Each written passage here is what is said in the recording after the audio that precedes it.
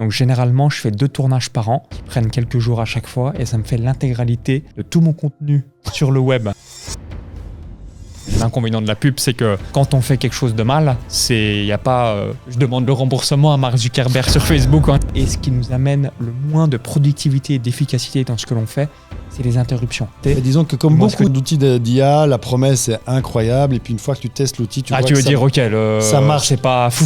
Depuis mon démarrage sur Internet, le 1er février 2011, donc 10 millions d'euros de ventes sur toutes mes activités confondues. Et c'est ce qui me permet aujourd'hui d'avoir 3 millions d'euros de patrimoine net. Donc YouTube, c'est le canal numéro 1 pour avoir des nouveaux clients. Il n'y a pas eu un peu une question d'ego aussi ? Moi, si demain quelqu'un peut me remplacer et les chiffres sont identiques dans mon entreprise, c'est avec grand plaisir. Ça va me permettre de gagner du temps. D'accord. Donc tu prends pas des juniors quand tu embauches, Ouais. Tu vas prendre des gars avec de l'expérience qui vont te coûter plus cher. Et après, j'ai peut-être un hack que je peux partager.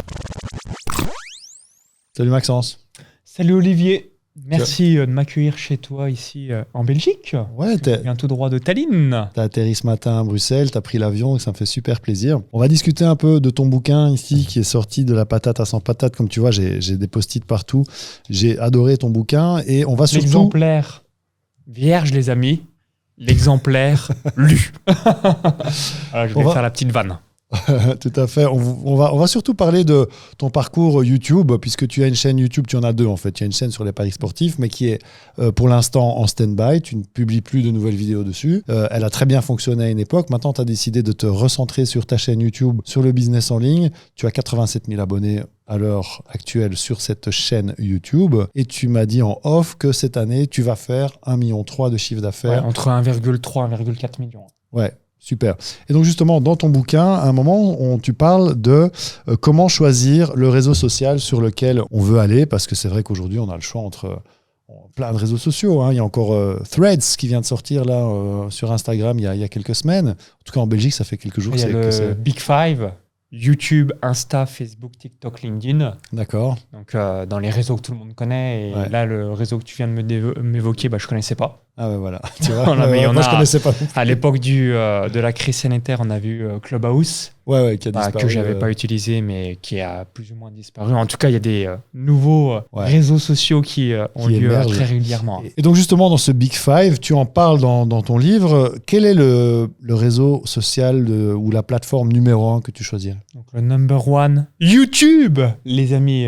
Pourquoi ? Parce que c'est ce qui m'a permis de réaliser, donc depuis mon démarrage sur Internet, le 1er février 2011, donc 10 millions d'euros de ventes sur toutes mes activités confondues. Et c'est ce qui me permet aujourd'hui d'avoir 3 millions d'euros de patrimoine net. Donc YouTube, c'est le canal numéro 1 pour avoir des nouveaux clients. Pourquoi ? Tout simplement parce que le format long permet, là comme on est en train de le réaliser, d'avoir cette discussion comme un ami. Et cette discussion comme un ami va vous permettre de démontrer votre pédagogie, votre caractère, votre personnalité, qui vous êtes. Et les gens achètent qui vous êtes avant de acheter ce que vous faites. Ouais. Tout à fait. Et donc, par rapport aux autres réseaux, parce que tu es actif sur les autres réseaux sociaux, tu as un Instagram, tu es actif sur LinkedIn, tu as un blog aussi. Qu'est-ce que tu as d'autre sur lesquels tu es vraiment actif comme réseau social ? Moi, globalement, c'est YouTube. Et ensuite, on va recycler le contenu avec tout ce que tu viens d'évoquer. Donc, format court, Instagram, Facebook avec les Reels, TikTok ou encore les shorts YouTube. Et ensuite, les articles de blog, les newsletters ou même les posts LinkedIn, ça va être issu régulièrement des vidéos YouTube. D'accord. On va rebondir sous forme écrit pour qu'on ait vraiment un contenu sur l'écosystème en recyclage par rapport à ce que l'on a pu créer. Donc au cœur finalement de ton écosystème, ta chaîne YouTube, Ouais, complètement. ça va être là que tu vas partir sur les contenus neufs que tu vas créer spécialement pour la plateforme et que tu vas ensuite recycler sur tes différentes... sur tous les réseaux sociaux et tout l'écosystème qu'on peut avoir sur le web. D'ailleurs, tu parles de la manière de recycler dans ton bouquin aussi. On va y revenir. Mais peut-être justement, tu pourrais nous donner un mot justement sur comment tu recycles le contenu YouTube. Ouais. Comment ça se passe ? Tu as une équipe qui s'occupe de ça ? Comment ça se passe ? Alors, il y a 2 stratégies qu'on met en place. Donc, première stratégie que tu évoques très bien sur ta chaîne YouTube, qui va être des vidéos sur des mots-clés spécifiques, où on sait qu'il y a certains X personnes par mois qui va rechercher cette requête et notre objectif, c'est de se positionner pour avoir le trafic à moyen long terme. Donc, ça, c'est la première stratégie. Et ensuite, deuxième stratégie qui vont être plus des retours d'expérience ou encore réponses aux questions des différentes personnes sur YouTube ou même différents clients de nos programmes. Okay. Donc là, et à chaque fois, eh bien, le contenu qu'on réalise sur YouTube, on le recycle. Donc ça peut être, si je prends l'exemple d'une vidéo YouTube où on va donner 3 grandes clés, eh bien, le Reels Instagram, Facebook, le Short YouTube, le TikTok et le post LinkedIn, ça va être les 3 conseils en version 60 secondes où je vais réexpliquer ces 3 conseils mais en disant voilà, étape 1, on va faire ça, étape 2, étape 3 pour que ça tienne sous 60 secondes. Et lors de l'article de blog ou même la newsletter, on va étoffer tout ça. Et bien là aussi, on va détailler pour expliquer s'il y a eu 3 points, c'est quoi les 3 points à mettre en place pour ce sujet ou cette thématique ou cette question bien précise. Qui s'occupe de ça dans ton équipe? Parce que partir d'un format long, le décliner en format court, ça demande quand même de connaître un petit peu le sujet pour pouvoir savoir identifier les passages qui sont intéressants. Est-ce que tu as une technique déjà, peut-être une technique spécifique pour identifier les passages intéressants et quelle est la personne qui s'occupe de ça et comment, quelque part, l'as-tu trouvé, l'as-tu formé? Ouais, alors on a 3 étapes par rapport à ça. Donc première étape, quand on a une question, donc là je vais vous donner l'exemple il y a 2 jours d'un membre de mon mastermind qui m'a posé la question suivante: comment on réalise une offre irrésistible? Et du coup, dans mon cerveau, donc je me suis pris 15-20 minutes pour brainstormer. Je me suis dit, ok, il y a quoi comme élément? Donc il y a 6 éléments pour créer une offre irrésistible, dont l'urgence, la rareté, les bonus, la garantie, la promesse de transformation, etc. Donc 6 éléments. Ensuite, ce que je vais faire, c'est que je le brainstormer avec 2 autres membres de mon équipe. Donc en l'occurrence, mon assistant de direction et ma responsable marketing, en disant, ok, j'ai vu, a priori, selon moi, il y aurait 6 éléments pour créer une offre irrésistible. Est-ce que tu verrais un 7e, 8e ou 9e élément que j'aurais donc oublié, donc instinctivement? Donc ensuite, on regarde et donc si la personne me dit, dans l'exemple, pour moi, il n'y a que 6 éléments, j'en vois pas d'autres, on va faire quelques recherches Google, plus on va utiliser l'intelligence artificielle. Ah ouais. Pour savoir s'il y a d'autres éléments. Et donc ça, c'est en préparation de ta vidéo YouTube. Et ça, c'est en préparation de la vidéo YouTube. Tu parles d'une question que quelqu'un t'a posée dans tes clients, on va dire. Ouais, absolument. Une question qui te semble intéressante. Que je me dis, c'est ça te donne exactement l'idée de ta mon vidéo avatar. Et en plus, ça vient d'un membre de mon mastermind, donc qui est exactement mon avatar. Ouais, mais donc ça, c'est comme ça qu'aujourd'hui, tu trouves la majorité de tes idées de vidéo? Ouais, complètement. Hein, ah ouais. Et est-ce que tu vas essayer de décliner cette question en mots-clés précisément? Parce que peut-être que la personne, elle va utiliser un vocabulaire qui correspondra pas nécessairement à une recherche. Tu fais quand même le travail de recherche de mots-clés ou tu reprends la question telle quelle comme Non, absolument. Notamment en utilisant l'un des outils que tu évoques, VidIQ, pour savoir les différents mots-clés à utiliser concernant cette question précise pour que ça soit le plus pertinent par rapport à ce que les gens vont rechercher par la suite. D'accord. Donc, une fois que tu as ça, tu as ton titre, tu as ton mot-clé. Donc, numéro 1, brainstorming personnel de 10-15 minutes. Numéro 2, je mets en place donc avec les membres de mon équipe un petit brainstorming collectif. Et numéro 3, recherche, donc Google, vidéo ou encore intelligence artificielle pour savoir s'il y avait d'autres éléments que l'on aurait eu. Et ensuite, à partir de là, on va mettre en place les conseils qui sont les plus complets tout en étant 20-80. Parce que parfois, notamment, je pense à l'intelligence artificielle, ils vont donner 150 000 conseils, mais de reprendre cette vue générale et de se dire, OK, quels sont les conseils les plus pertinents par rapport à la question? Et ceux pour lesquels tu as de l'expérience, de l'expertise, où tu peux donner des exemples concrets. Ça se confirme dans ce que nous, on a pu voir dans les clients. Moi, j'ai mis ça en place et en fait, c'est ça qui a fonctionné. Parce que sinon, c'est vrai que tu peux partir pour 3 heures de je prends l'exemple, donc je suis quelqu'un qui investit dans l'immobilier, je vais investir là prochainement dans l'immobilier à nouveau à l'étranger. Une forte probabilité que ça soit au Costa Rica et on a 15 critères avant de se dire si le pays est bon pour investir dans l'immobilier par rapport à ma situation. Donc 15 critères qui est du style le taux de change, ensuite est-ce que c'est un taux fixe ou taux variable si on fait du crédit, l'emplacement, les droits de succession, etc., etc. Donc on a 15 critères, mais quand j'ai mis ces 15 critères, je les ai partagés à quelques experts immobiliers qui les ont validés. Quand j'ai mis ces 15 critères directement sur l'intelligence artificielle, il y en avait 150. J'exagère, il y en avait peut-être 30, mais le but c'est pas non plus d'avoir 150 000 critères et qu'après on y passe 3 heures. Et du coup on a recentré en se disant, ok, si on met en place ces 15 critères, on a une tendance de savoir si ce pays est intéressant pour investir dans l'immobilier, comme je souhaite moins investir dans l'immobilier étranger. D'accord, mais donc on a cette phase où tu vas consulter des membres de ton équipe pour voir s'il manque des choses. Ce serait que c'est étonnant. Pourquoi c'est parce que tu veux déléguer cette partie-là, parce que tu veux pas le faire toi-même? C'est le déléguer, puisque on a aujourd'hui l'équipe qui est en mesure de le faire, et je sais que d'autres points de vue sont toujours utiles par rapport à mon point de vue, moi, initial. Excellent. Et après, en termes Tu vas pas aller chercher l'info sur Internet, par exemple. Eux vont faire la fameuse recherche sur Google, ouais. sur des articles, d'autres vidéos YouTube ou même l'intelligence artificielle pour voir s'il y avait un ou plusieurs éléments qu'on aurait totalement oubliés par rapport à la réponse à cette question. D'accord. Une fois que c'est validé, les 6 points, les 7 points, les 8 points sont validés pour cette vidéo-là, comment ça se passe? Il y a un scénar qui est écrit qui est au mot près, c'est des bullet points, enfin des listes à puces. Comment ça se passe l'étape? Alors là, c'est vraiment très simple en termes de production. Donc on a notre période où on a cette créativité, comme je viens de l'évoquer. Donc à chaque fois, on fait un document Word, donc directement sur un Google Doc. Et lorsque je suis en tournage vidéo, donc dans un spot plus ou moins similaire à celui-ci, eh bien là, je vais enchaîner différentes vidéos tout au long de la journée. Combien? Donc ça va dépendre si c'est uniquement du contenu comme ça face caméra, une quinzaine, entre 15 à 25 vidéos en fonction de la thématique. Combien? 15 à 25 vidéos. 25 vidéos. Donc le maximum que j'ai fait dans ma vie, c'était 28. Donc vous pouvez l'imaginer, le soir, le cerveau est explosé. Donc c'est-à-dire faire autre chose que du Netflix, quoi. Et même du Netflix, c'est compliqué, quoi. Voilà, les sensations, et c'est uniquement lorsque je réalise mon séminaire que j'ai les mêmes sensations. C'est quand quelqu'un vous dit quelque chose et 2 minutes après, on se souvient même plus qu'on nous a évoqué cette chose-là, parce que le degré de concentration, le niveau d'intensité est tellement tel que le soir même, forcément, le cerveau dit une chose, repos. Ouais, c'est zen. D'accord, mais bon, bravo. Donc, pour ceux qui nous écoutent, qui se disent, j'ai pas le temps de faire des vidéos, finalement, de travailler par lot comme ça, de se dire, j'en fais 4. Moi, nous, ce qu'on recommande, c'est d'en faire minimum 2, tu vois. Parce que c'est vrai qu'une fois que tout est installé, c'est pas très compliqué d'en faire une deuxième. Alors, fait, toi, tu montes le niveau jusqu'à 28.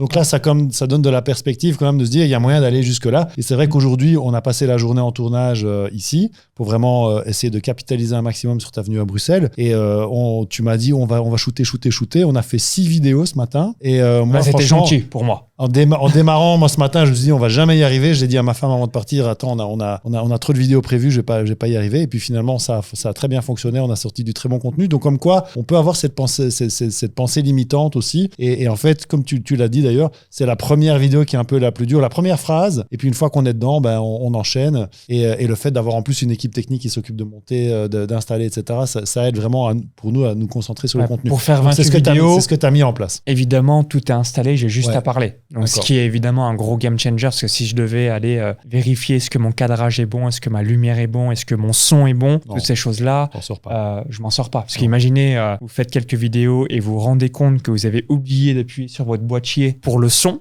et que tout ce que vous avez fait, poubelle, forcément ça fout les nerfs. Alors que s'il y a un technicien, il se dit attends, je t'entends pas. Ah oui, c'est normal, j'ai pas allumé mon micro. Du coup, vous êtes tout de suite au courant, donc ce qui permet de gagner du temps et être efficace. T'enquilles les vidéos sur ta journée de tournage. Donc là, on récupère la matière. Il y a un monteur. Tu as un monteur, 2 monteurs, 3 monteurs? J'ai un monteur, donc la personne qui réalise le tournage va réaliser le montage. Ou alors c'est un membre de son équipe qui va réaliser le montage, mais généralement c'est soit la même personne ou soit une personne similaire si le montage est simple. Donc en l'occurrence, pour des vidéos YouTube, le montage est simple. Si c'est des vidéos plus techniques, donc vidéos de vente ou des vidéos de publicité très spécifiques, là c'est celui qui a tourné qui monte, parce que expliquer à une personne extérieure ce que l'on souhaite avoir, il va mettre autant de temps à expliquer que de le faire lui-même. T'as mis beaucoup de temps à trouver ton monteur et à le former? Moi, je pars de ce principe, c'est je prends toujours des gens qui ont déjà les compétences. Donc, je suis prêt à payer un petit peu plus cher ou plus cher, mais la personne sait quoi faire, plutôt qu'avoir, on va dire, l'équivalent d'un stagiaire où on doit le former. Et en tout cas, c'est ma philosophie. Chacun fait comme il veut. Mais moi, c'est ma philosophie. Je préfère toujours avoir quelqu'un qui sait faire. Donc, j'ai rien à lui expliquer et le payer plus cher, entre guillemets, plutôt que avoir quelqu'un de moins cher, mais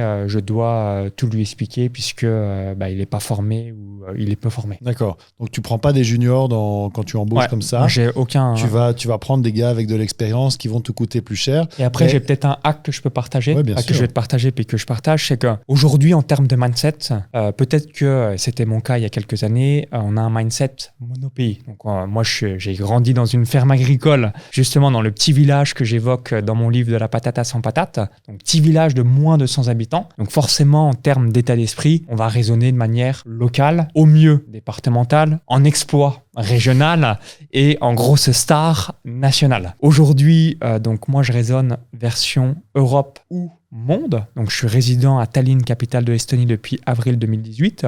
Et pourquoi je vous partage un petit hack, c'est que vous avez une quantité de ressources incroyables partout dans le monde. Donc je vais vous donner un exemple précis. Donc aujourd'hui, j'ai 5 personnes à temps plein en technique dans mon équipe qui sont au Bénin, en Afrique, à Cotonou, la capitale. Et ça me revient donc 5 personnes qui travaillent 50 heures par semaine environ pour chaque personne, 1 000 € par mois par personne, donc 5 000 € par mois. Et pourquoi je vous dis ça? Si j'avais un Français, ça serait le même montant. Et là, j'ai l'équivalent de 5 fois. Heures, ouais. J'ai 250 heures par semaine versus 35 ou 40 heures pour le même tarif. Donc la technique, ça fonctionne parce que les tunnels de vente, le business en ligne, c'est relativement facile. Et ce que je veux dire par là, donc toutes les autres personnes que j'ai sont des Français. Donc j'ai mon assistante de direction qui habite comme moi à Tallinn. J'ai un des coachs business de mon équipe qui habite aussi à Tallinn. J'ai mon graphiste qui est au Canada. Ce que je veux vous dire par là, c'est que vous devez avoir ce mindset international pour certains points spécifiques de votre entreprise où il n'y a pas besoin de payer quelqu'un 5 000 balles. Vous pouvez avoir un tarif plus avantageux. Le travail sera mieux réalisé. Pourquoi? Parce que dans mon exemple du Bénin, je ne sais pas le montant exact, ils me l'ont dit, mais environ peut-être 200 à 300 € par mois. Moi, je les paye 1 000 € par mois. C'est comme si on payait un Français 10 000 € par mois. Ils sont extrêmement bien payés. Donc, comme ils sont extrêmement bien payés, il y a un gros taux de casse. Donc, c'est là aussi du bouche à oreille. Mais dans les gens que j'ai et l'intégralité de mon entreprise et toute la délivrabilité auprès de mes clients, c'est des gens du Bénin et ça se passe très, très bien. Yes. Mais alors, c'est vous donner un terme de mindset que certaines choses que vous pouvez réaliser, vous pouvez le faire. Peut-être que moi, dans le futur, j'aurai mon assistant de direction qui sera une malgache. Voilà. Après, il y a certains postes, la vidéo, là, ça va forcément être un Européen. Je vois pas un Africain être derrière une caméra ou faire déjà, le montage. Tu as besoin que ce soit quand même local à Tallinn pour avoir un studio de prise de vue à Tallinn. Tu as besoin quand même que le réal il soit sur place. Et en l'occurrence, moi, c'est un Belge, comme tu le sais. Ouais, mais donc il vient, il fait le déplacement de Tallinn pour venir tourner pour cette journée de tournage. Ça, mais comme tu peux l'imaginer, quand je fais des tournages, je fais pas une journée de tournage. Je vais faire une journée de tournage. Le lendemain, je vais faire la journée de tournage des vidéos de publicité. Le surlendemain, je vais faire des interviews, études de cas de clients en success stories. On enchaîne. Donc, généralement, je fais 2 tournages par an qui prennent quelques jours à chaque fois et ça me fait l'intégralité de tout mon contenu sur le web pour tout mon écosystème, l'intégralité de tous mes témoignages. Tout ce que vous voyez, c'est fait uniquement en l'espace de 2 tournages par an. Donc, typiquement, je vais te donner un deuxième hack qui va te faire sourire. Donc, quand je réalise des Reels, donc on a réalisé 150 Reels, eh bien, j'ai fait 3 jours de Reels, c'est-à-dire 50 Reels par jour pendant 3 jours. Wow. C'est comme ça, hein. Moi, c'est vraiment ma méthode de fonctionnement et en dehors de YouTube. Quand je réalise, par exemple, mes coachings et mes appels, c'est tous les mardis. Tous les mardis, tous les vendredis après-midi. Donc, c'est quelque chose que je vous invite à faire, c'est recentrer tout ce que vous faites en un espace de temps. Pourquoi? Parce que l'être humain a une grosse capacité à enchaîner et ce qui nous amène le moins de productivité et d'efficacité dans ce que l'on fait, c'est les interruptions. Donc, quand vous êtes, par exemple, le lundi, vous dites peut-être c'est que de la gestion. Le mardi, c'est tous vos coachings, tous vos appels. Le mercredi, c'est la vision et vous travaillez sur les trames de fond de votre entreprise, etc., etc.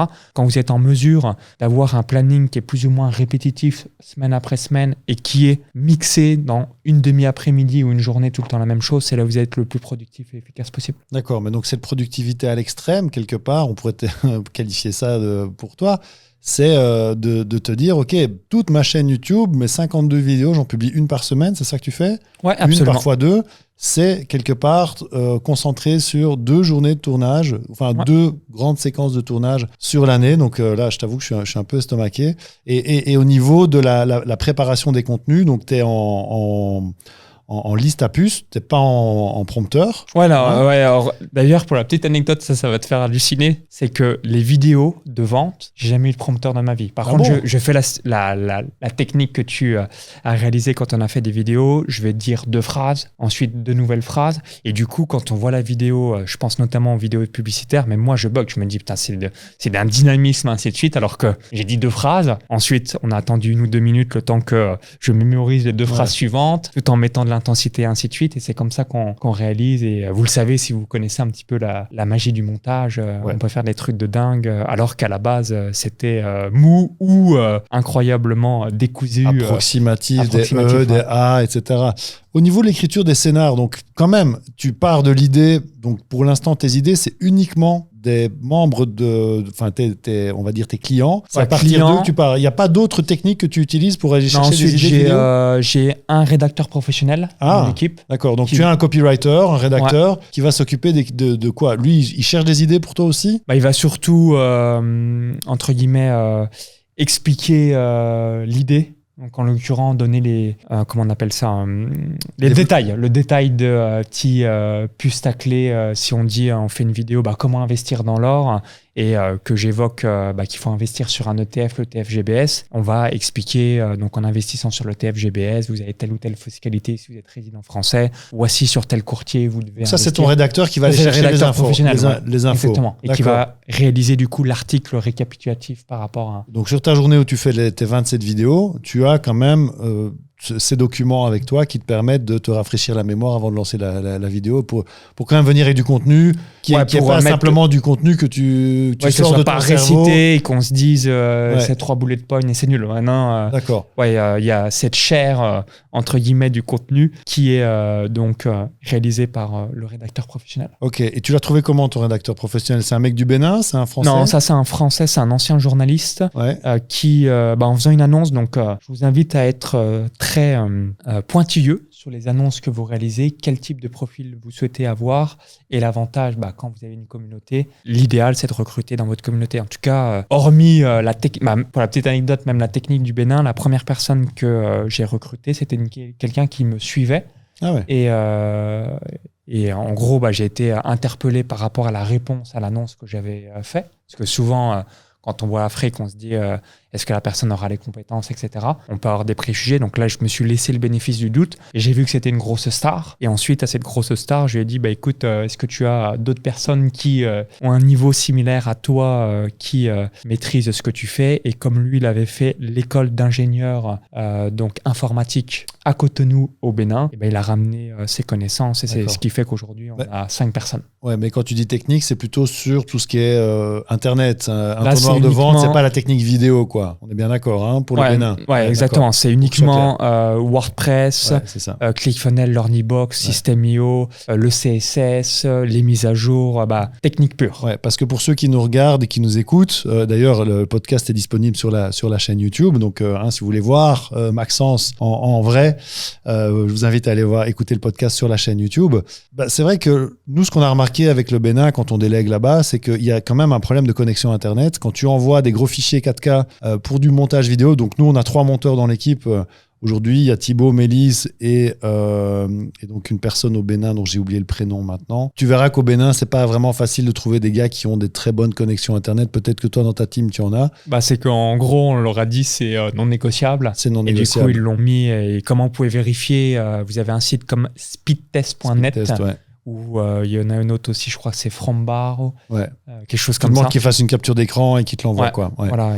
D'accord. Au moins 50 mégabits par seconde, mais je dis ça pour le Bénin, mais dites pareil si c'est un Européen, parce que des fois je suis choqué. En upload, on est bien d'accord. Upload et download. Moi par exemple en Estonie, donc ça c'est la magie, on peut avoir jusqu'à du 1 gigaseconde, donc moi j'ai du 500 mégabits par seconde en upload et download, donc tout va très très vite, donc ça c'est très appréciable, mais je vous invite, même si vous avez un Européen ou quel que soit le pays, au moins d'avoir 50 mégabits par seconde. Ouais, ok. Donc, une fois que cette vidéo, elle part en montage, tu m'as dit que ton monteur, donc c'était un peu le réalisateur ou quelqu'un de son équipe. Donc moi, c'est un Belge. C'est un Belge, c'est un mec compétent, donc que tu payes plus cher. Est-ce que tu dois quand même faire du feedback ou maintenant tu as trouvé une dynamique où tu dois même plus donner de feedback sur le montage? Moi, personnellement, comme il me connaît, c'est vraiment plutôt moi qui va chipoter sur une bonne annonce de séminaire, de mastermind ou même de publicité. Mais pas sur tes vidéos sur YouTube. Des vidéos YouTube, non, c'est juste la responsable marketing qui vérifie parce qu'elle sait ce que je veux et let's go, on avance. Donc tu as quand même une responsable marketing qui va passer dessus. Qui va tout le temps checker. Qui va checker. Est-ce que pour la mise en ligne, tu as quelqu'un qui s'occupe de vérifier que les liens sont bons, que la miniature est prête, que... Ouais, ça c'est la responsable marketing à chaque fois. D'accord. Et après, ce qu'on réalise pour l'automatisation, parce que c'est quelque chose là qu'on est en train de réaliser, on utilise Buffer, qui permet sur les réseaux sociaux de pouvoir programmer les publications en avance. Tout à fait. Et ensuite, reposter certaines publications, voire même toutes les publications. Comme ça, j'aime bien me dire, et c'est ce qui m'amène aussi à payer plus cher une personne. Les 150 Reels que l'on a réalisés, j'ai payé 30 € par Reels, donc ça fait 4500 €. Mais c'est des bons Reels, très dynamiques et ainsi de suite. Mais c'est pas pour les poster une fois. C'est pour les 150, on les poste. Et le premier que j'ai posté, 7 mois après, il est reposté. Et c'est du contenu qui va être plus ou moins posté. Quand tu dis 30 €, c'est pour le montage alors, hein, c'est ça? Pour le montage uniquement.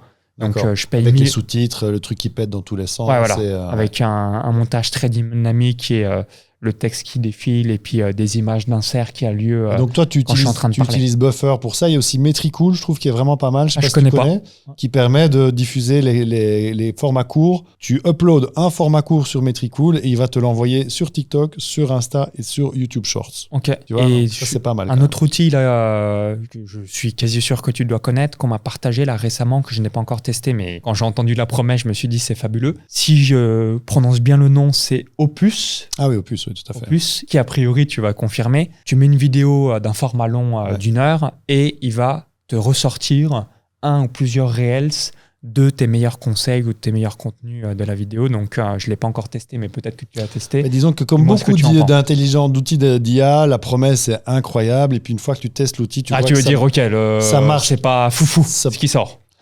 Ben écoute, ça dépend un peu de... Nous, on teste sur la chaîne, on passe énormément de temps à tester ces outils d'IA pour faciliter le montage vidéo. Et c'est vrai que la promesse est forte. On a remarqué que c'était très orienté anglo-saxon. Pour ce qui était francophone, l'IA n'était pas encore vraiment au point. Et surtout, et d'ailleurs, c'était une question que je t'ai posée, on va y arriver, je trouve que le résultat des extraits à choisir est bien mieux quand c'est quelqu'un de ta team, de ton équipe que tu as formé et qui sait comment aller chercher des extraits intéressants qu'une IA, finalement, qui voilà. Alors justement, ça sera peut-être au point, mais dans 12 mois. Ouais. Alors donc justement, toi pour l'instant, par rapport à ça, comment tu extrais les formats courts de tes formats longs?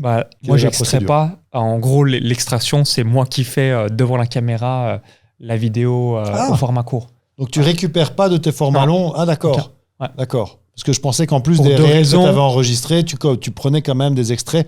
Comme tu parlais de recycler son contenu. En fait, je recycle le contenu, mais c'est moi quand même qui le fais. D'accord. C'est-à-dire, pourquoi? Parce que, et là, tu as conforté l'idée que l'on avait eue juste avant. Je pensais peut-être que cet outil allait nous faire un miracle. C'est que pour avoir consommé pas mal de contenu court, je trouvais que ça manquait de dynamique quand les gens cut, etc.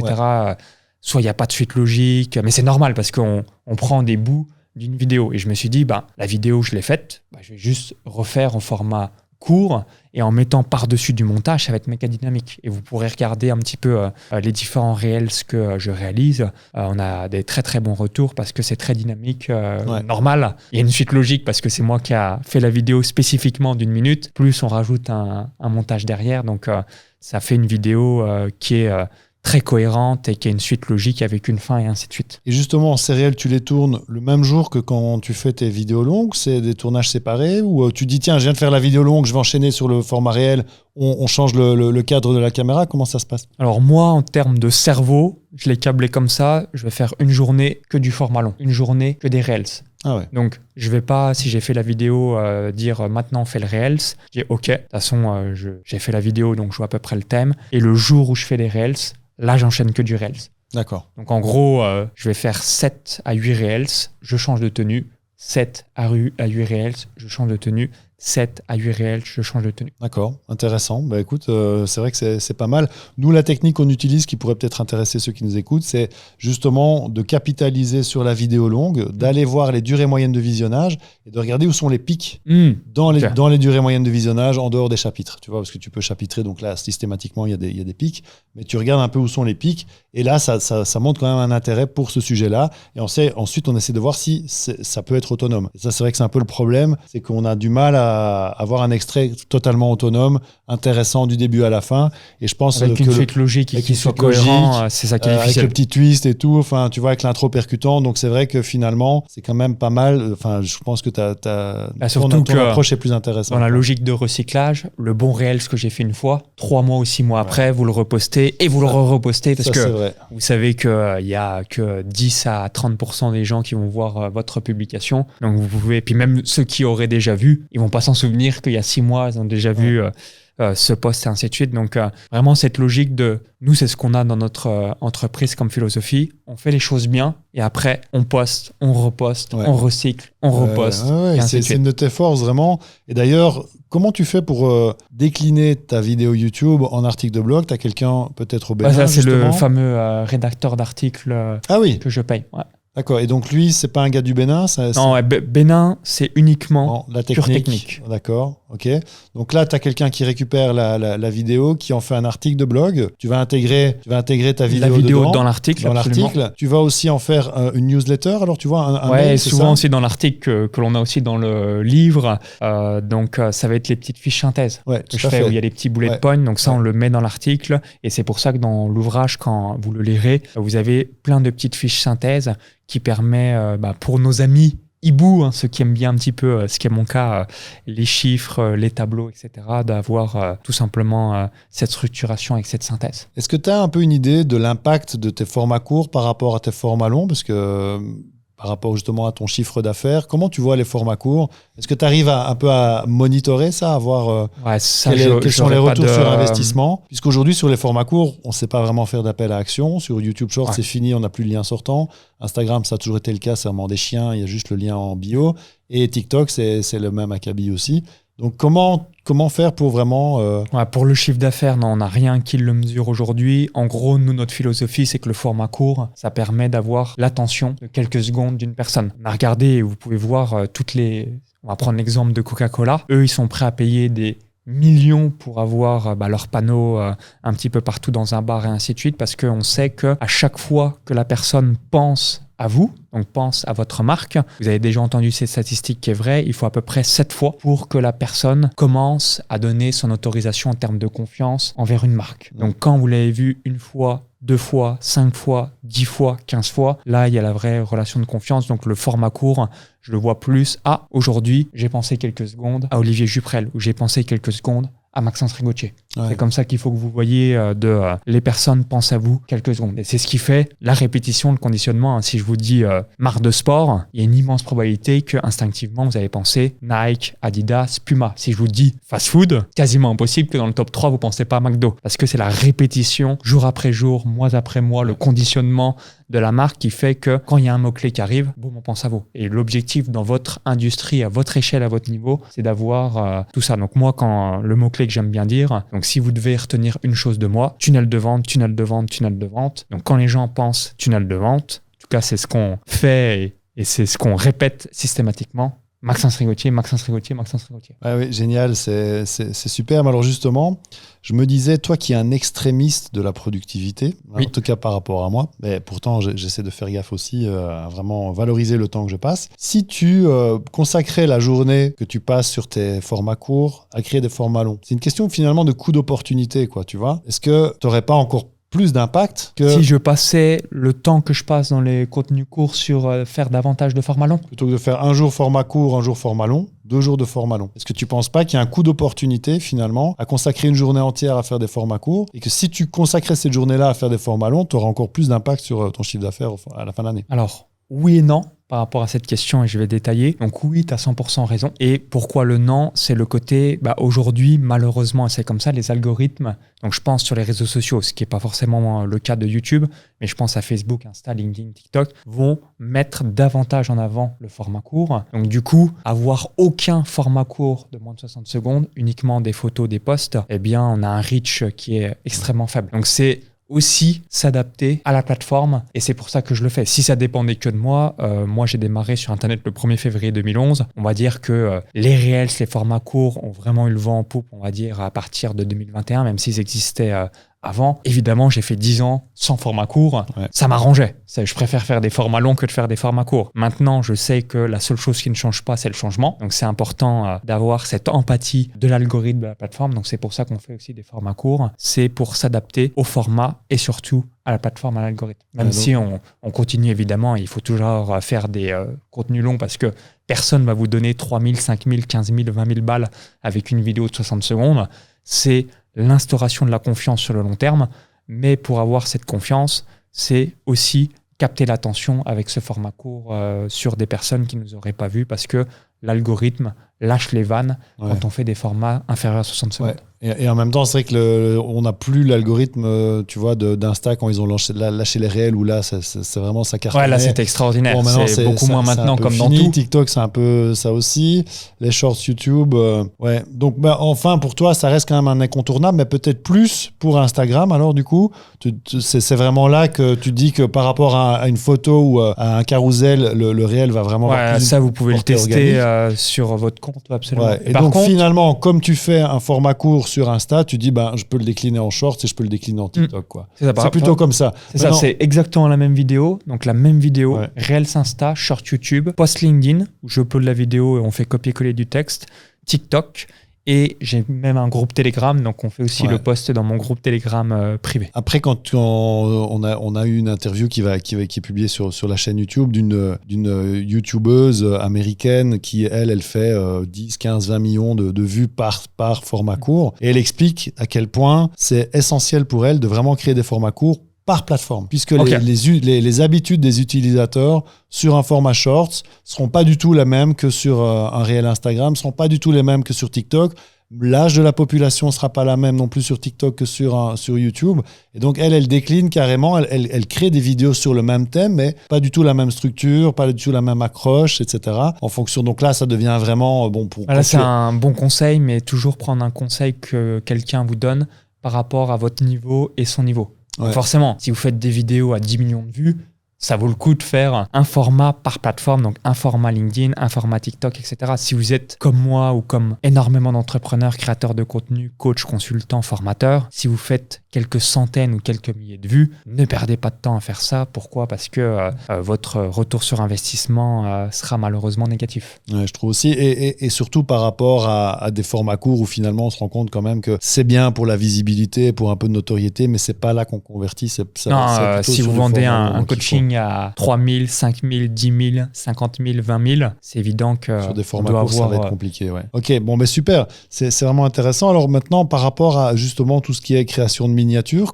quel est le processus de création dans ton équipe ? Tu as quelqu'un, un designer qui s'occupe de ça ? Ouais, j'ai mon graphiste donc, qui est au Canada là, on est en train de s'intéresser aussi sur l'intelligence artificielle pour arriver à faire des miniatures qui soient automatisées pour gagner du temps. Alors, vas-y, explique-nous. Donc, l'objectif, on a des templates de miniatures qu'on réalise et le but, c'est de le processer, de le standardiser grâce à une intelligence artificielle et après de mettre uniquement peut-être une petite touche humaine additionnelle. Et comment tu processes ça avec de l'IA ? C'est sur Midjourney ? C'est sur Ouais, c'est Midjourney. Alors, les détails, je ne suis pas l'expert parce que ça va être plus mon graphiste qui serait en mesure de répondre à cette question. Mais c'est ça l'objectif. On a un template. Ensuite, donc, l'IA va réaliser et générer le template plus ou moins identique. Et puis ensuite, dernière petite touche humaine. S'il y a un logo, un point spécifique que vous voulez rajouter sur la vignette, qui permet d'uploader directement sur la chaîne. D'accord. Et au niveau de ton visage, j'imagine que tu travailles par l'eau, donc tu te fais le shoot avec toutes tes expressions. C'est comme ça que tu travailles ? Exactement. Ouais. Tout ce qui est miniature, en tout cas, 100% de tout ce que je fais, vous l'avez compris, c'est par pack. Ouais. Donc, quand je fais les photos, on va charger 50 000 photos. Donc, tout est prévu aussi. Et ça, tu le fais encore un autre jour que le jour de shooting des formats alors ça, non, c'est très bonne remarque. Non, c'est pendant... donc, juste avant que je change de tenue, parce que sinon, c'est chiant, comme tu peux l'imaginer. Ouais. Admettons, j'ai fait 8 Reels. On va dire, j'ai fait 8 Reels avec cette tenue. Je fais quelques photos et ensuite, je change de tenue. D'accord. Je refais 8 Reels. Je fais quelques photos. Je change de tenue, etc. Et là, la même chose ça va être le réalisateur qui s'occupe de la vidéo, le vidéaste qui fait aussi les photos. D'accord. Et au niveau de tes expressions faciales, quelle est ton approche finalement des émotions que tu veux faire ressortir sur tes miniatures ? Alors là, on va faire aussi plein de photos, même des fois comme ça, comme ça. Donc, avec la thématique de la vidéo. D'accord. Ouais. Donc tu utilises quand même un peu les codes de YouTube où tu joues sur les émotions, sur tes miniatures, de manière... Quand on peut, parce que parfois on l'oublie, Ouais. comme il y a énormément de choses à penser, mais dès qu'on y pense, on le met en place. D'accord, super. Et alors donc une fois que ça c'est prêt, il y a la mise en ligne. Donc là tu m'as dit que c'est ta directrice marketing qui vérifie tout. Ouais. Pour les liens aussi, si tu as des liens affiliés, si tu as des liens vers d'autres vidéos YouTube. Est-ce que tu as un peu de procédure? Épinglé, le commentaire épinglé, répondre aux commentaires. Comment ça se passe une fois que la vidéo est en ligne? T'as qui dans ton équipe qui s'occupe un peu de gérer ça? Donc la personne qui fait la responsable marketing. Donc on a un fichier Google Sheet où on a 100% des vidéos et ensuite il y a des petites cases à cocher. Par exemple, vidéo description faite. Ah ouais, cocher. chouette. Référencement vidIQ avec la note vidIQ faite. Ensuite, ça va être la publication de la vidéo faite. On va systématiquement également mettre la vidéo sur Vimeo en backup. Donc Vimeo, c'est YouTube payant pour héberger son contenu, notamment de ses formations, etc. Voilà, si demain, je dis n'importe quoi, je me fais hacker ma chaîne YouTube, j'ai quand même un backup sur Vimeo. Essentiel. Donc des fois, pour le contenu YouTube, ça ne veut pas dire que je vais les re-uploader sur une chaîne YouTube, mais je pense à des vidéos de bandes-annonces de mastermind, de séminaires et ainsi de suite. À chaque fois, c'est sur YouTube et Vimeo. Et inversement, si demain, je devais avoir tout qui soit supprimé sur mon compte Vimeo, je suis quand même content d'avoir des bandes annonces, des vidéos très importantes sur ma chaîne YouTube. Okay. Donc, c'est le backup. À part ça, tu n'as pas de backup sur le projet de montage, sur le logiciel de montage et les rushs? Non, natifs, j'ai un disque dur externe uniquement pour ce que j'appelle les vidéos importantes, donc bande annonce de séminaire, mastermind, vidéo de vente, mais du contenu comme ça, non, parce que on en rigolait aujourd'hui. Après, tu te retrouves où tu as 100 000 gigas, donc même si les disques durs externes de 8 Tera, 8000 gigas sont importants. À un moment donné, quand tu as trop de backup,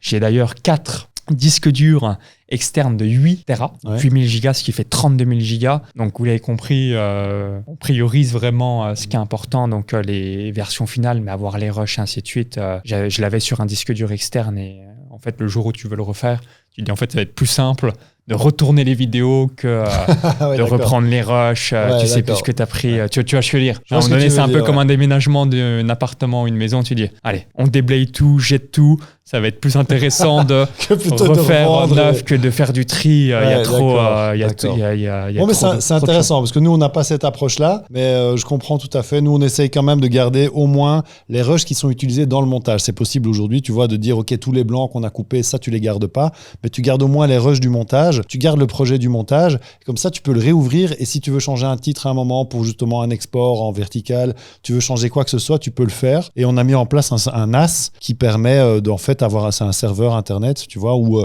il y a un NAS chez moi, il y a un NAS chez le monteur, et il y a aussi le cloud, tout ça est synchronisé. Et donc ça permet en effet, si jamais il y a un incendie, un vol ou la chaîne YouTube qui disparaît, d'avoir quand même un backup. Enfin, c'est vrai que Vimeo, finalement, ton approche, c'est une approche 20-80 qui YouTube, est... Vimeo, disque dur externe uniquement, ce qui est important. Voilà, Et après, je me fais une raison, parce que je sais aussi qu'on évolue. Voilà, la vidéo qui a été supprimée en 2021 et vous êtes en 2025, je préfère la refaire. J'aurais évolué en devenant une meilleure version de moi-même. Ma tête aussi aura légèrement changé. Oui, puis on change quand même. Hein. Ça, on s'en rend compte malheureusement. C'est quand on regarde plus tard, on dit « Ah ouais, j'avais cette tête-là il y a quelques années. » Et d'ailleurs, justement, j'aimerais rebondir là-dessus parce que bon, les personnes qui nous écoutent, Maxence, tu as une équipe. Aujourd'hui, tu as un réalisateur qui s'occupe de tourner tes vidéos. On a 12 personnes à temps plein. Voilà, tu fais 1,3 million. Bon, ok, donc j'imagine le YouTuber qui démarre, comme moi j'ai démarré à un moment, j'avais personne. Il a pas ça. Toi, tu as démarré à un moment, il t'avait personne. Quand il démarre. Et donc justement, si on revient un peu sur tes premières vidéos sur les paris sportifs, tu as enregistré ça dans ta chambre quand tu étais à Marseille ou après à Malte quand tu t'es expatrié. Tu le dis dans ton bouquin, c'est des vidéos qui sont encore disponibles sur le blog de tes paris sportifs. Et quand tu les regardes, tu as une certaine forme de... Je me dis, c'est quoi cette merde? Parce que je me dis, mais il y a une autre analogie que j'ai compris aussi avec l'évolution. Donc je me dis, c'est quoi cette merde? Mais il y a ce point-là, c'est que quand j'ai fait mes premières vidéos directement sur YouTube, donc c'était une caméra flip, s'il y a des gens techniques, ça va peut-être vous parler. Et à cette époque-là, la caméra flip filmait en 360p. Donc ce qui vous fait, la réaction que tu as eue, tu dis, ah ouais, c'était possible. Et dans l'idéal, dans les années suivantes, c'était en 720p. Donc quand aujourd'hui vous êtes en 4K et même on peut avoir la possibilité de filmer en 6K. Donc toi qui connais la vidéo, a priori on s'arrête au 8K. Apparemment nos yeux ça serait l'équivalent de 8K. Donc apparemment après 8K je pense pas qu'on pourra faire une meilleure qualité d'image. On verra ce que la technologie va nous réserver. Mais globalement au 8K ça sera la fin entre guillemets. Parce que c'est ensuite nos yeux. Et du coup, forcément, pourquoi c'est merdique? Parce que si aujourd'hui vous êtes sur un appareil en 1080p ou en 4K et ça a été filmé en 360p, on se dit c'est quoi cette merde, c'est tout pixelisé, etc. C'est parce que les conditions de l'époque ne permettaient pas d'avoir cette qualité d'image. Et d'ailleurs, grâce à ça, peut-être que tu as la réponse à cette question, je me suis dit comment ils font les images de l'époque quand il y a des, je trouve, qui sont relativement satisfaisantes quand vous voyez des reportages. Je prends l'exemple de la série Netflix Michael Jordan. Ouais. C'est filmé en 1990, t'es en 2024. Comment tu fais pour avoir une qualité d'image satisfaisante? Apparemment, on m'a expliqué que c'est les bobines et du coup, ils peuvent les récupérer renumériser, retravailler, mais c'est un travail titanesque. Contrairement à moi, mon 360p, on pourrait le faire. C'est la merde. Mais comme tu dis, il vaut peut-être mieux la retourner. Voilà. Tout ça.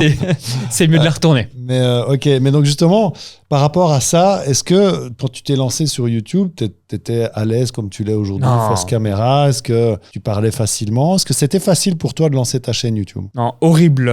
Et si vous faites une première vidéo ou l'une de vos premières vidéos, c'est extrêmement difficile de se dire quoi dire parce qu'on n'a jamais parlé. Justement, on a l'habitude de parler à un humain, mais parler devant une caméra, toi qui me regardes, c'est un exercice extrêmement difficile parce que on l'a jamais fait de notre vie. Donc c'est un entraînement, comme l'immense avantage, tout s'apprend. Avant de aujourd'hui conduire et ça vous paraît extrêmement facile, la première heure de conduite, c'était panique à bord. En se disant, mais comment je vais pouvoir un jour aller d'un point A à un point B, je sais pas passer une vitesse, je crois appuyer sur l'embrayage, en fait, merde, c'était l'accélérateur ou la pédale de frein. C'est la même analogie. Et après, en étant monitoré et également en pratiquant petit à petit, ça va devenir instinctif et en petite vanne. Aujourd'hui, je suis plus à l'aise à parler devant toi, derrière la caméra, donc devant cette caméra, plutôt que de parler avec Olivier. Quand je parle avec Olivier, ça me fait bizarre parce que c'est un humain. Je préfère une caméra pour la petite.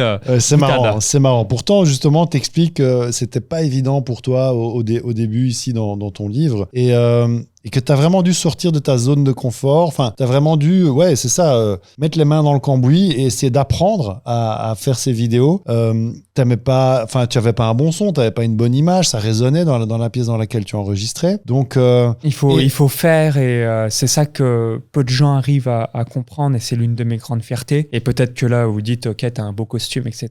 Ça paraît difficile, mais c'est vraiment des petites victoires quotidiennes. Voilà.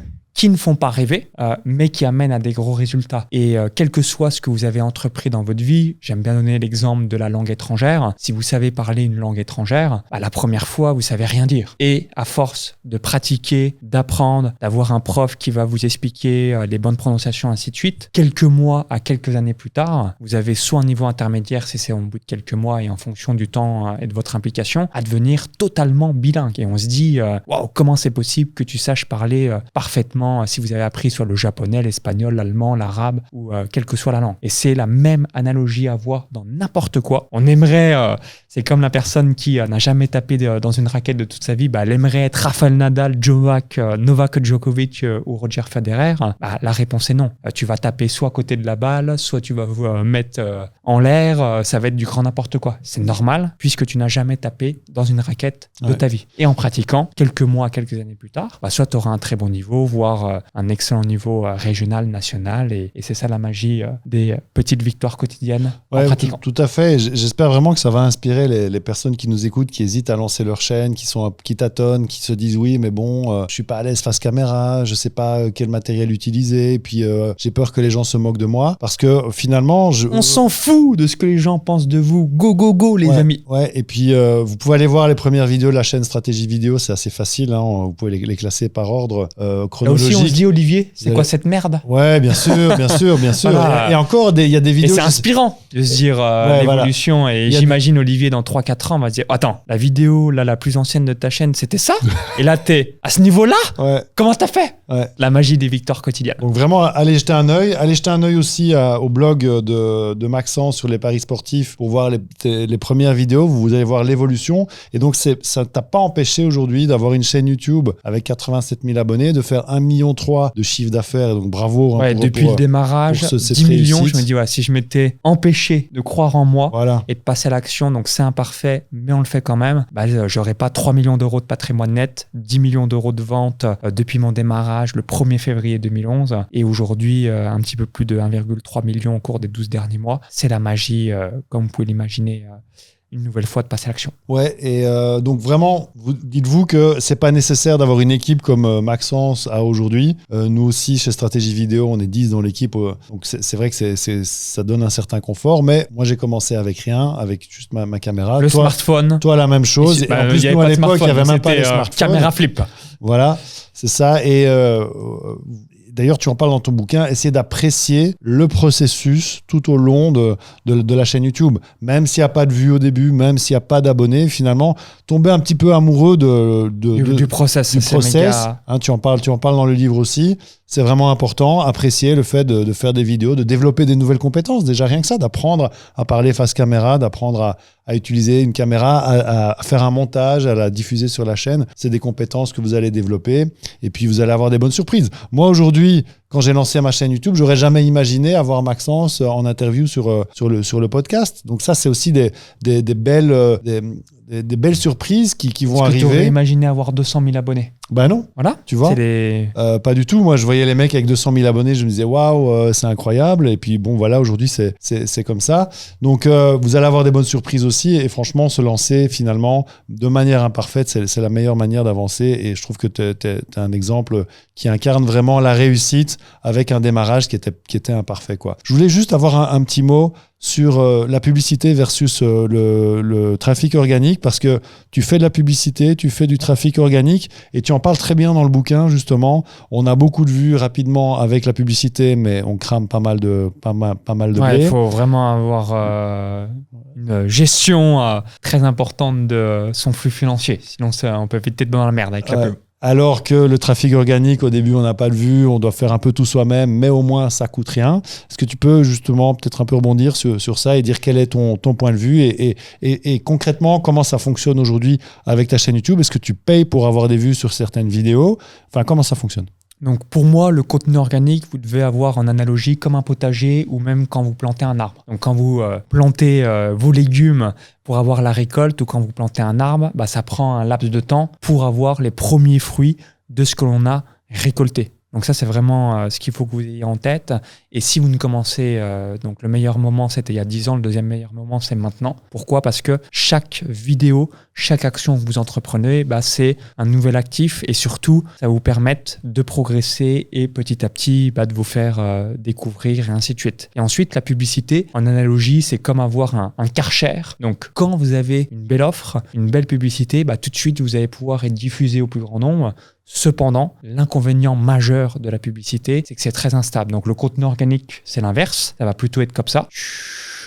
Voilà, c'est plus, on pourrait appeler ça un revenu récurrent ou comme un salaire si on est salarié employé. Alors que la publicité payante, c'est plus des choses comme ça, donc des montagnes russes où c'est vraiment important de checker quotidiennement ou quasi quotidiennement ce que l'on fait. Parce qu'on peut avoir une publicité qui marche très bien pendant 3 mois, par exemple, qui a très très bien marché. Du jour au lendemain, le coût par prospect, donc de gens qui rentrent dans notre base de données, va être multiplié par 2, par 3, par 5, par 10, sans explication particulière. On peut avoir son compte bloqué, etc. etc. Donc c'est un accélérateur, mais c'est un accélérateur de quelque chose qui fonctionne déjà. Voilà. Si votre offre est à chier, si votre tunnel de vente est merdique, vous mettez toute la pub que vous voulez, vous allez avoir un retour négatif. Si en revanche, vous avez un bon tunnel de vente, une belle offre irrésistible, vous savez l'avatar que vous souhaitez cibler, là évidemment la publicité va être un accélérateur et c'est ce qui va vous permettre permettre de multiplier les résultats de votre business. Donc là, on est vraiment dans le côté business. Donc ça, c'est pour les YouTubers qui ont une chaîne YouTube. Et quand on démarre, faites pas de pub. Faites de la pub sur votre chaîne YouTube pour avoir vos premiers euros à travers Google AdSense. Mais faire de la publicité alors que vous démarrez, ne le faites pas. Vous allez vite cramer plusieurs milliers d'euros parce que vous comprenez pas les codes et ça demande une expertise. Et l'inconvénient de la pub, c'est que quand on fait quelque chose de mal, il n'y a pas je demande le remboursement à Mark Zuckerberg sur Facebook ou ainsi de suite. Ça marche pas, hein, ça va pas fonctionner. Donc si vous avez cramé 1000, 3000, 5000, 10 000, 50 000 euros, c'est cramé. Il n'y a pas délai de rétractation, je ne sais quoi. Voilà, c'est mort. Hasta la vista, à tout jamais. Pour être clair, parce que c'est vrai que tu fais de la pub. Vraiment, ma question à la base, c'était plutôt est-ce que tu fais de la pub pour avoir des vues sur tes vidéos YouTube? Toi, tu fais de la pub. Par contre, non, je sais pas. Toi, tu fais de la pub parce que tu as des offres, des tunnels, etc. Et donc, tu as un business en ligne qui te permet d'essayer de trouver de nouveaux prospects grâce à la publicité. Mais vraiment, la question, c'était plutôt parce que je sais qu'il y a beaucoup de personnes qui se lancent et qui se disent, moi, j'ai envie de payer pour faire des vues parce qu'ils veulent faire des vues, quoi. Mais donc, est-ce que c'est quelque chose que tu recommanderais par rapport à quelqu'un qui va plutôt sortir des vidéos organiques mais qui vont faire peu de vues, quoi? Très mauvaise idée par rapport à plusieurs éléments. Le premier élément, c'est que si vous payez pour faire des vues, la durée de visionnage va être très courte. Donc du coup, ça va pénaliser sur le moyen et long terme votre chaîne YouTube. Donc ça, c'est la première chose. Numéro 2, l'objectif, c'est que vous ayez des prospects qualifiés parce que si vous avez uniquement des vues, ça va être très compliqué de pouvoir avoir une entreprise qui va être pérenne et stable dans le temps. Donc, ce que je vous invite à faire, c'est uniquement monétiser votre chaîne YouTube pour avoir des revenus additionnels par rapport à vos vues, mais c'est la seule chose à réaliser. Et ensuite, si vous faites de la publicité, vraiment pour acquérir de nouveaux prospects ou mettre peut-être une vidéo en particulier, mais faites attention par rapport aux durées de visionnage parce que en publicité, vous allez avoir beaucoup de vues, ça c'est vrai, mais l'inconvénient, c'est que vous allez peut-être avoir une durée de visionnage de 14 secondes. Alors si avant vous étiez à 3 minutes 29 et que vous faites 1 million de vues sur 14 secondes, vous allez passer de 3 minutes 29 à peut-être 1 minute 28. Donc ça peut avoir un impact négatif. Ça va avoir un impact négatif sur le long terme sur la chaîne YouTube. Après, il paraît quand même que les algorithmes font la différence sur les chaînes entre le contenu payant et le contenu organique. Okay. Et que, mais de nouveau, c'est une boîte noire. Je ne prendrais pas le risque. Toi, tu ne prendrais pas le risque. Donc ça veut dire que les publicités que tu fais, ce n'est pas des publicités qui sont sur ta chaîne principale. Exactement. C'est sur une chaîne. Tu fais une chaîne secondaire. Parce que ça, j'en ai parlé avec des experts justement qui m'ont dit non, il n'y a pas de risque, ils font la différence. Et là, je vois qu'on a fait de la pub peut-être récemment. Que c'est 100% vrai. Et sur les dernières vidéos qu'on a publiées, la portée était vraiment merdique. Donc, je me demande si... Donc, toi, systématiquement, quand tu fais de la pub, ça va être une autre chaîne, quoi. Ouais, complètement. Absolument. Ouais, d'accord. Et alors, justement, par rapport à ta chaîne principale, Maxence Rigotier, tu mets pas mal de témoignages clients. Est-ce que tu as l'impression que ça, c'est porteur pour ta chaîne YouTube? Parce que c'est quand même plus des vidéos promotionnelles. Donc, tu vois, les vidéos de contenu pur, ça va attirer des clients, ça va attirer du trafic, ça va faire des vues, tu vas pouvoir te positionner sur des mots-clés. Maintenant, nous, on a décidé, en tout cas sur Stratégie Vidéo, qu'on mettait plus de témoignages clients parce qu'on remarquait qu'à chaque fois qu'on en met un, en fait, ça plombe vraiment l'efficience de la chaîne, quoi. Tu as eu la bonne réponse, donc si c'était à refaire, c'est quelque chose que je ne referais pas non plus. Parce que malheureusement, les témoignages, vous allez avoir quelques centaines de vues et du coup, ça plombe la chaîne. Donc, si c'est à refaire, c'est quelque chose que je ne réaliserai pas par rapport à ce que tu viens de dire. Donc, si vous avez des témoignages, peut-être en mettre une fois, ça peut être toujours utile, mais vraiment, garder les témoignages uniquement sur les pages de capture, pages de vente et ainsi de suite, et pas sur votre chaîne YouTube, parce que malheureusement, les gens n'ont rien à foutre. Les témoignages, si on doit parler de manière straight to the point. Les gens sont là pour avoir des réponses à leurs questions. Par contre, avoir des vidéos témoignages sur vos pages de vente, etc., ça c'est essentiel. Vital. C'est essentiel. Mais les uploader sur YouTube, oui, en non répertorié, mais les mettre publics, c'est pas quelque chose que je recommanderais. Ok, super. Pour terminer, tu parles aussi ici dans ton bouquin de vraiment l'importance d'être dans sa zone de génie. Comment on fait quand on est créateur de contenu pour finalement trouver sa zone de génie? Est-ce que toi, tu la connais, ta zone de génie? Et par rapport à la création de contenu, est-ce que tu as trouvé un élément chez toi qui était dans cette création de contenu? Tu as une zone de génie dedans aussi, quoi. Je pense que 100% des créateurs de contenu, finalement, leur zone de génie, c'est de parler devant la caméra. Ah ouais. Donc, tout ce qui est autour, la rédaction, le montage, installer le setup, être sûr que tout fonctionne à merveille, finalement, c'est pas la zone de génie du formateur, entrepreneur, créateur de contenu, coach, consultant. Et c'est ça, pour moi, la zone zone de génie, c'est l'équivalent d'un chanteur ou d'un humoriste. Il arrive sur scène, il fait son speech, c'est pour ça que les gens le payent, c'est pour ça que les gens viennent, c'est avoir la représentation de la personne qu'ils suivent, mais le reste, les gens n'ont rien à foutre. D'accord. Donc, c'est la même analogie que vous devez avoir dès que vous pouvez vous le permettre, parce que votre entreprise s'est suffisamment développée, c'est vraiment vous concentrer sur votre valeur ajoutée. Et pour rebondir à ce que tu as évoqué tout à l'heure dans notre discussion, ce qui permet de faire davantage de contenu. Parce que si vous êtes focalisé à uniquement parler, là, vous ne pouvez pas vous dire, vous êtes sûr que vous allez publier 1 ou 2 vidéos par semaine, vous êtes sûr que vous allez faire vos Reels tous les jours ou tous les 2-3 jours, parce que là, votre focus, c'est de parler uniquement à la caméra. Tout à fait. Donc, du coup, il n'y a pas d'excuse à pas trouver le temps de ne pas le faire parce que vous êtes uniquement sur cette valeur ajoutée-là. Ouais, écoute, super. Et par rapport justement à la délégation et au fait de pouvoir se concentrer sur sa zone de génie et avoir plus de contenu, est-ce que tu as déjà envisagé, toi qui veux optimiser ton temps, d'avoir plusieurs personnes qui présentent sur ta chaîne YouTube? Alors, j'y ai déjà pensé. Le gros inconvénient, et c'est pour ça que je ne l'ai pas fait, c'est que si demain, pour une raison X, Y, Z, la personne ne travaille plus dans l'entreprise, et je vous donne cette analogie parce que ça m'est déjà arrivé avec des coachs business dans mon équipe, les gens posent la question, alors pourquoi vous ne travaillez plus ensemble, pour quelles raisons, etc. Même si parfois, il n'y a pas de raison, en gros, on n'est plus content et ainsi de suite. Il peut avoir des raisons personnelles. D'ailleurs, une personne, c'était ça, c'est que sa femme avait eu un deuxième enfant, il avait besoin davantage de temps, de faire un break, et du coup, on a mis fin à notre collaboration. Mais du coup, les clients, première question qu'ils posent, c'est pourquoi vous ne travaillez plus ensemble, il y a cette curiosité. Donc du coup, si tu as plusieurs personnes sur la chaîne, et ensuite l'une ou plusieurs personnes qui ont été sur la chaîne pendant plusieurs mois, plusieurs années, ne sont plus là, tu vas avoir plein de supports, et ça peut créer une petite psychose. Donc c'est pour ça qu'on ne l'a pas fait jusqu'ici. Pour le côté psychose. Psychose, questionnement, et ainsi de suite, même attachement en disant cette personne je l'aime, mais elle n'est plus là. Du coup, est-ce que je suis encore le contenu? Ah ouais, d'accord. Mais alors, quelque part, toi qui voudrais revendre à terme peut-être Maxence Rigotier Business en ligne, le fait que la chaîne YouTube mais ça fait partie de ton business. Pas valoir grand-chose. C'est quand même mais ce qui va valoir grand-chose, c'est tout ce qui est relié au tunnel de vente, donc les process et la source de clients et tout ce qui va avec. Ah ouais, donc pour toi, ça ne fera pas partie du package où tu vas vendre, parce que tu m'as dit quand même que c'était un canal d'acquisition super important pour toi, de clients, ta chaîne YouTube. Ouais. Donc j'imagine que quelqu'un qui voudrait racheter Maxence Rigotier Business en ligne, il va quand même se dire oui, je rachète la chaîne aussi. Et donc là, si c'est que ton visage et que tu n'as jamais eu de délégation ou d'autres personnes qui ont présenté, je ne sais pas. Alors pour rebondir à ta question qui est excellente, c'est que la personne qui va acheter, si je souhaite la vendre à un tarif correct, voire satisfaisant, plus d'1 million d'euros. Par exemple, forcément, on va avoir à 99% de probabilité que je sois là 1, 2 ou 3 ans pour montrer mon visage. Ah ouais, d'accord. C'est-à-dire, je ne vais pas être là forcément à faire peut-être des webinars ou le SAV, ainsi de suite, qui ne sera plus mon problème.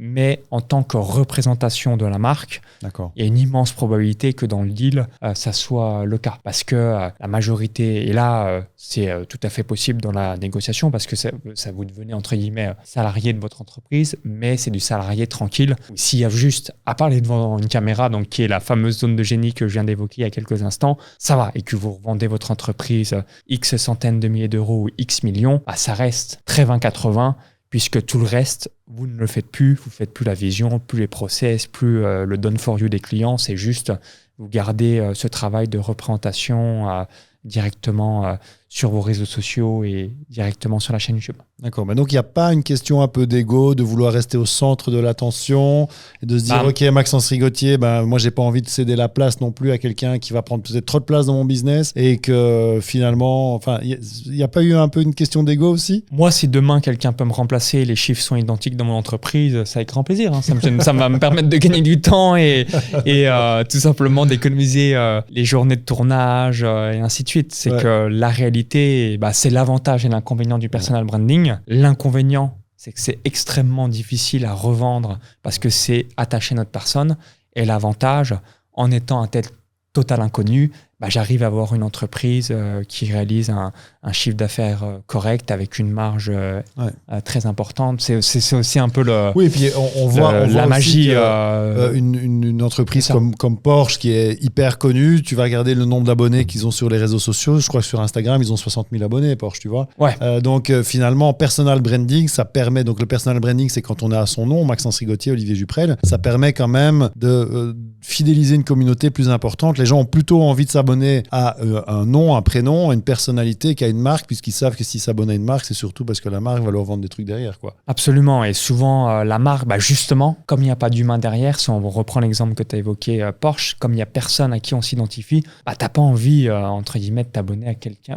Personne, quoi. Ouais. T'as pas envie de t'abonner, je sais pas moi, à l'équipe.fr si c'est juste un journal. En l'occurrence, là, ils reprennent tous les sportifs et ainsi de suite, donc t'as envie de t'abonner.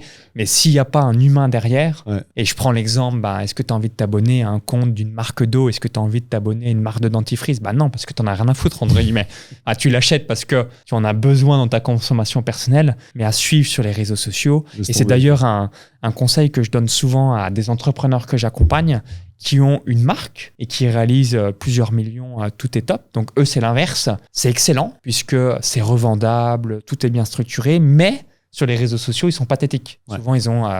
j'ai des gens dans mon mentorat qui font 5 millions d'euros par an, qui sont dans la décoration d'intérieur, et ils ont 4000 personnes sur leurs réseaux sociaux parce que c'est le nom de leur marque. Et je leur dis, et ils en ont pris conscience, c'est que je mets Maxence Rigotier, ou on mettrait Olivier Juprel, ou je mettrais Leroy Merlin, ou je mettrais XYZ, n'importe quel nom, aucune différence parce qu'il n'y a aucune photo, donc c'est des objets et ainsi de suite, mais vous comme moi, comme votre enfant de 10 ans qui est un petit peu geek, est en mesure de gérer leur compte Instagram. Donc là, ils sont en train de se mettre un petit peu en avant, donc eux, les membres de l'équipe. Et bizarrement, les likes, les commentaires, leur compte augmentent parce que, oui, si on est dans la décoration intérieure, on a envie de suivre des humains dans la décoration intérieure et pas la marque de la plante qui se trouve juste ici. On en a rien à foutre de la marque de la plante.